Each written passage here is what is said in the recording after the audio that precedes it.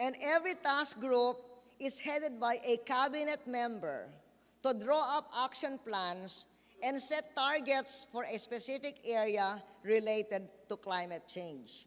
For instance, Secretary Atienza is the head of the Task Force on Solid Waste Management, also on protected areas. And that is why he goes around with me every Friday in order to communicate to all our local governments that the solid waste management law mandates every single barangay in the country to have a materials recovery facility. Now, that's not such a tall order, really, because depending on how simple or how elaborate you want your MRF to be, it can be as cheap as less than 200,000 pesos, or it can be as sophisticated as 2 million pesos. And so therefore, this is something we want every barangay to do.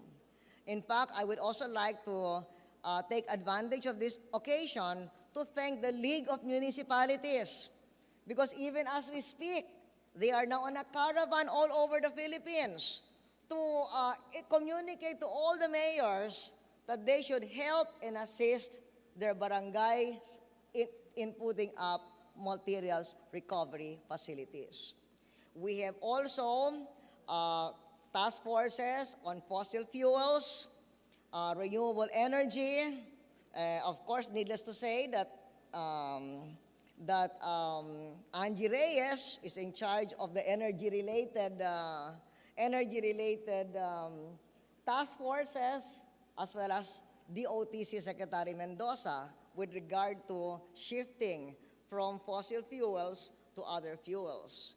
And part of the requirement of the task force is that we should really promote renewable energy, which is a law that was sponsored by Mig Subiri here, the two Juan Miguels, Juan Miguel Subiri and my son, Juan Miguel Arroyo. But when I said that the framework is largely in the UN Convention and the Kyoto Protocol, there are still key remaining elements. We still have to set new targets for the post-2010 period. We still have to establish suitable carbon markets. The carbon markets I have seen in the Philippines have been very well done. For instance, I have seen the Toyota reforest, the northern part of Sierra Madre, using carbon credits. I have seen landfills being transformed into methane-driven power plants using carbon credits. Although may I add a caveat, this is not an excuse to put up new sanitary landfills. Let's just clean up the old ones, but instead of sanitary landfills, let us just concentrate on MRFs in every barangay. We still have to formalize funding arrangements so that developing countries like us can meet the additional costs of low-emission technology. We still have to reach agreements on administrative arrangements for the adaptation fund that the developed countries are supposed to help us with. And as far as the post-Kyoto is concerned, the Philippines supports an 80% reduction of carbon emissions.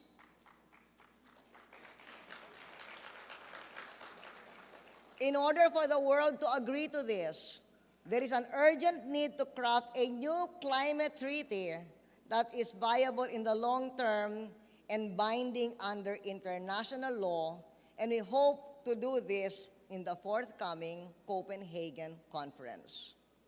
The decision to avoid dangerous climate change does not rest in the future, but in today's national and local governments and businesses, including the tourism industry, the hotel industry, including especially those in the Visayas.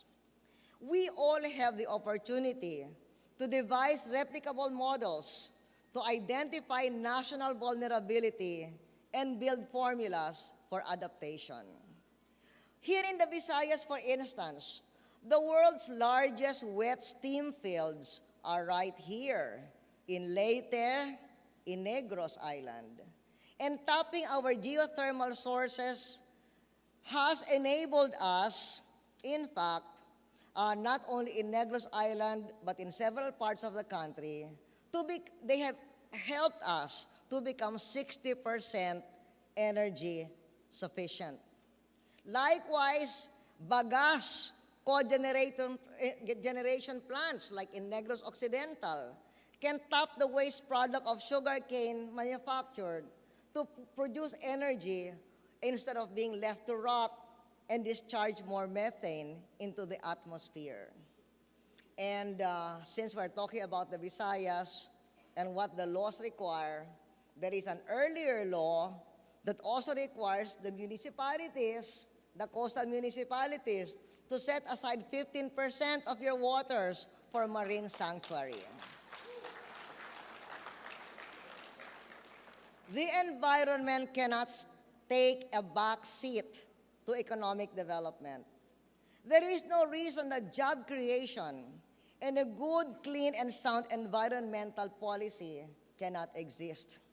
I think tourism, the kind of tourism that we have today, shows that because our tourism is very, very eco-friendly.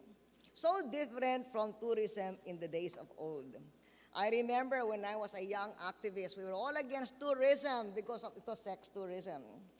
But now I remember, on the other hand, today, how times change. There is a certain area in the country where the religious are against a casino. So they said, then the local officials say, but it creates jobs. So the answer of the religious was, why not create jobs through tourism? See, because now the understanding of tourism is ecotourism. So that is a best example of what we are trying to say, that caring for the environment is an important contribution to job creation. That is why this One Visayas initiative in the heart of our tourism region is significant and timely. It is led by local government executives to the regional development councils. We have here Mel, our host Governor Gwen, and Sally. And it has the support of the academe, private sector representatives, civil society as members, and Father Jet comes from the church. And as I see all of you coming here together to put this One Visayas Summit together on climate change, I am reminded that now is the time for pulling together and focusing on family and the community. Now is the time to initiate a new era of volunteerism and community spirit. Climate change, adaptation, and mitigation is not only a job of the government, but also of religious and civic groups and non-governmental organizations harnessing our people to engage in coordinated volunteer activities.